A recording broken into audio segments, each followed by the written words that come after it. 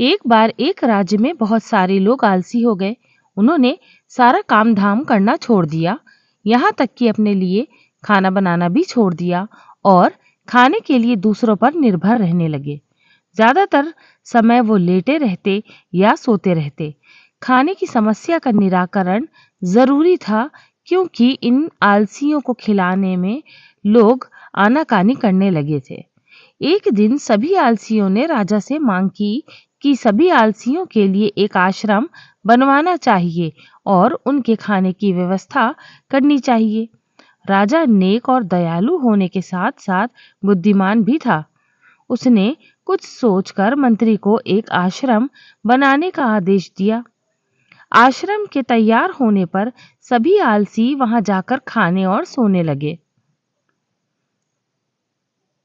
एक दिन राजा अपने मंत्री और कुछ सिपाहियों के साथ वहां आया और उसने एक सिपाही से कहकर आश्रम में आग लगवा दी।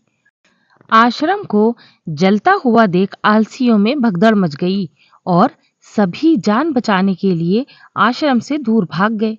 जलते हुए आश्रम में दो आलसी अभी भी सोए हुए थे। एक को पीठ पर गर्मी महसूस हुई तो उसने पास में लेटे दूसरे आलसी से कहा, मुझे पीठ पर गर्मी लग रही है, जरा देखो तो क्या माजरा है। तुम दूसरी करवट लेट जाओ, दूसरे आलसी ने बिना आंखें खोले ही उत्तर दिया। ये देखकर राजा ने अपने मंत्री से कहा, केवल ये दोनों ही सच्चे आलसी हैं, इन्हें भरपूर सोने और खाने को दिया जाए।